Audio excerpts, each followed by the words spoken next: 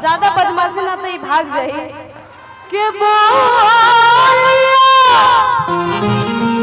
और जब से ले आइल बनी अपना घर डोलिया तब बन के हमारा जिंदगी में आइल जोर बड़े असावर नगोर बड़े हो जैसन सोचले रहने वैसन पियबा मोर बड़े सावर नगोर बड़े हो थोड़े हर हर पातर मोट थोड़े थोड़ बड़े सावर नगोर बड़े हो जैसन सोचले रहने वैसन पियबा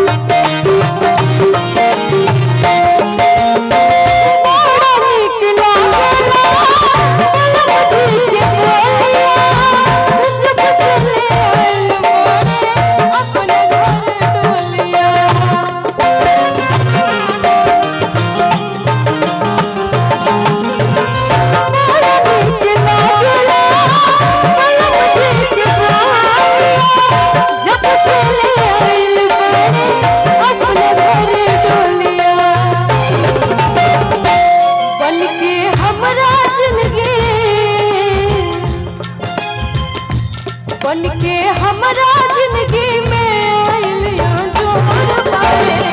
सावर नगोर बड़े हो जैसन सोचले रहने वैसन पियबा मोर बड़े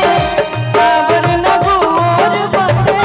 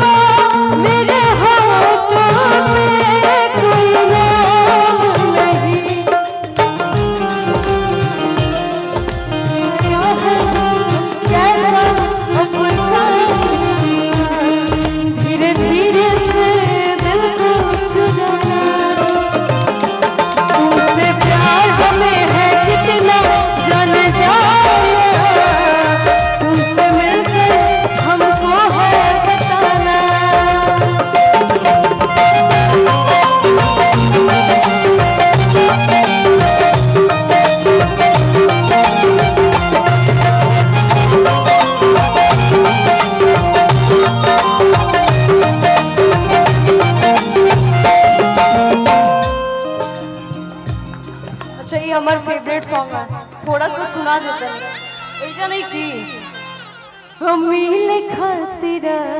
जइहा अब लमुआ के गाँव में मिले खातिर जइहा अब कहरा बिंद जगारिया